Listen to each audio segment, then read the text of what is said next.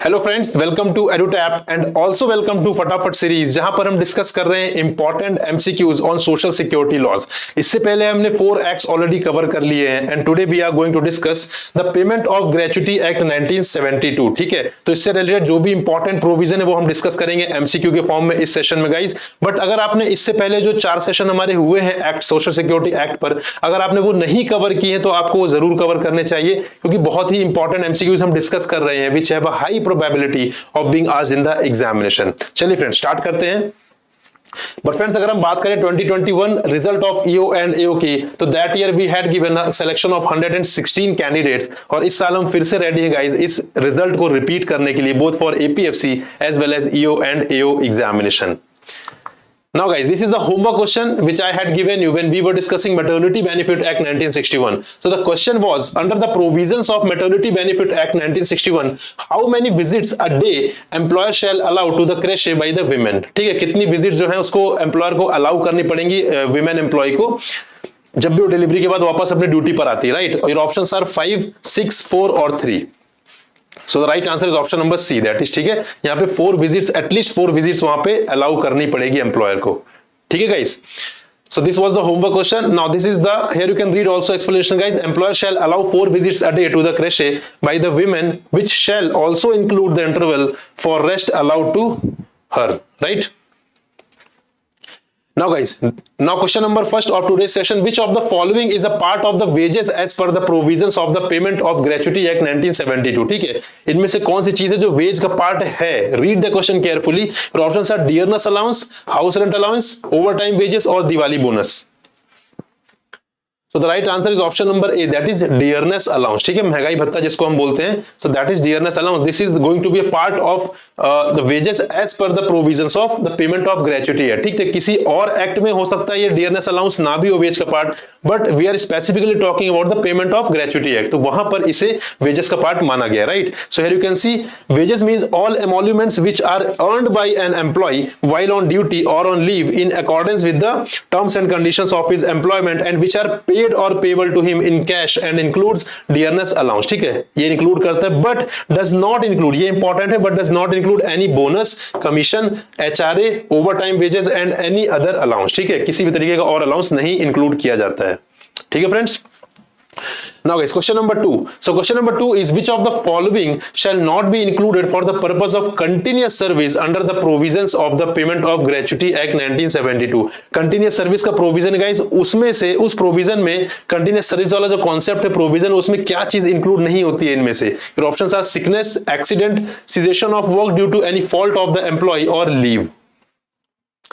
So the right answer is option number C, that is cessation of work due to any fault of the employee, right? So here you can read continuous service वाला जो provision है, यहाँ पर आप पढ़ सकते हैं कि यहाँ पर work not due to any fault of the employee, ये तो इंक्लूड किया जाता है, बट यहाँ पे अगर एम्प्लॉय की फॉल्ट है तो यहाँ पे due to any fault of the employee, तो उसे इंक्लूड नहीं किया जाएगा, राइट? सो आपको ऑप्शंस को बहुत अच्छी तरीके से पढ़ना है गाइस। अगर यहाँ पे एम्प्लॉय की फॉल्ट है, राइट, तो उस केस में यहाँ पे इंक्लूड नहीं किया जाएगा, लेकिन अगर फॉल्ट नहीं है तो इंक्लूड किया जाएगा। ठीक है friends, question number 3 is, gratuity shall be payable to an employee on the termination of his employment after he has rendered continuous service for how many years?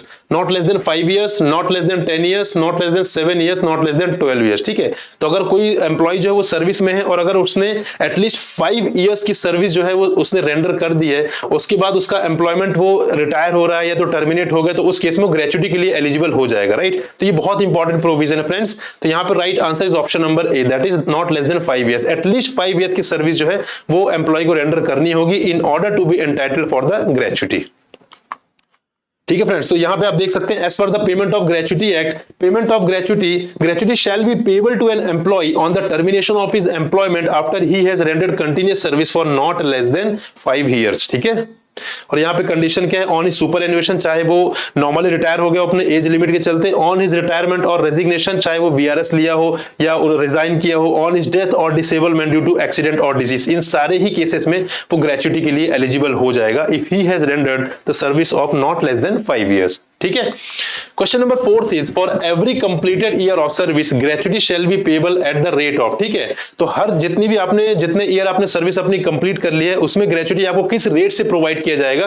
Your options are 20 days wages based on the rate of wages last drawn, 15 day wages, 30 day wages और 25 days wages based on the rate of wages last drawn. So the right answer is option number B, that is 15 days wages. Guys, ये जो सारे provision थोड़ा factual nature के हैं but they are very very important, ठीक है। आपको इन्हें याद भी करना पड़ेगा लेकिन बहुत ज्यादा इंपॉर्टेंट है और क्वेश्चन यहीं से फ्रेम भी किए जाते हैं, ठीक है फ्रेंड्स। तो right answer is option number B, that is 15 days wages based on the rate of wages last drawn. So here you can see for every completed year of service or part thereof in excess of 6 months, the employer shall pay gratuity to an employee at the rate of 15 days wages based on the rate of wages last drawn by the employee concerned. ठीक है friends. Question number 5 is for every completed year of service gratuity shall be payable to the employee employed in seasonal establishment, ठीक है। वो तो normal के लिए था लेकिन अगर कोई सीजनल एस्टेब्लिशमेंट है तो उस केस में क्या रेट होगा गाइज, तो वो आपके लिए इंपॉर्टेंट है। 10 days wages for each season, 15 days, 20 days, 7 days wages for each season, ठीक है। यहां पे हम स्पेसिफिकली बात कर रहे हैं for the seasonal establishment, that you need to keep in your mind. So the right answer is option number D, that is 7 days wages for each season, ठीक है। So you can read here, in case of an employee who is employed in a seasonal establishment, the employer shall pay the gratuity at the rate of 7 days wages for each season, ठीक है। 7 days wages को यहाँ पे consider किया जाएगा। Question number 6 is an employer is liable to pay the amount of gratuity within how many days, ठीक है। जब भी ग्रेचुटी अगर ड्यू हो रही है तो उसके कितने दिन के अंदर एम्प्लॉयर द्वारा ग्रेचुटी पे की जाएगी एम्प्लॉय को, this is the question. Your options are 15 days, 30 days, 45 days और 60 days. So the right answer is option number B, that is 30 days के अंदर, ठीक है। 30 डेज के अंदर उसे पे किया जाएगा। Here you can see determination of the amount of gratuity, और यहां पे एक प्रोविजन आप पढ़ सकते हैं, the employer shall arrange to pay the amount of gratuity within 30 days from the date it becomes payable to the person to whom the gratuity is payable, ठीक है। जिस भी दिन से वो पेबल हो जाएगी, ड्यू हो जाएगी, उसके विद इन 30 डेज के अंदर एम्प्लॉयर द्वारा जो ग्रेचुटी का अमाउंट है वो एम्प्लॉय को पे किया जाना चाहिए, right friends. Question number 7 is what is the maximum limit of gratuity payable under the Payment of Gratuity Act 1972? बहुत ज्यादा इंपॉर्टेंट क्वेश्चन है guys. Options are 5 lakh, 15 lakh, 20 lakh और 10 लाख। ये प्रीवियस ईयर में आ भी चुका है एक बार एग्जामिनेशन में, तो ये बहुत इंपॉर्टेंट है।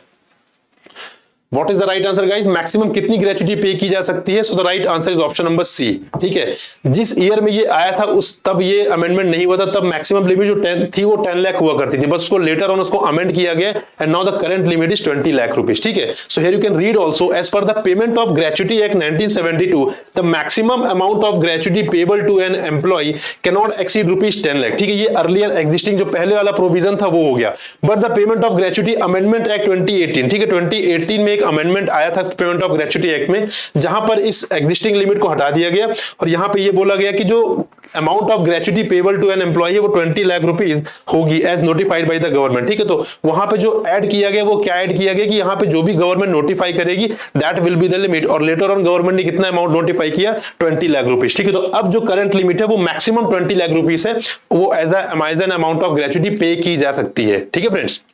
सो ये बहुत इंपॉर्टेंट है, आपको ये ध्यान रखना है। Question number 8 is as per the Payment of Gratuity Act 1972 completed year of service means continuous service for how many time, ठीक है, how much time basically. Your options are 1 year, 2 years, 3 years और 4 years. So the right answer is option number A, 1 year, ठीक है। तो यहां पे अगर हम बात करें डेफिनेशन की, that is completed year of service की, तो इसका मतलब क्या है, at least continuous service for 1 year होना चाहिए, तभी हम उससे मानेंगे completed year of service, ठीक है friends. Here you can see as per the Payment of Gratuity Act 1972 completed year of service means continuous service for 1 year, right friends. Question number 9, as per the Payment of Gratuity Act 1972 the completion of continuous service of 5 years shall not be necessary where the termination of the employment of any employee is due to superannuation, retirement, death or disablement or resignation.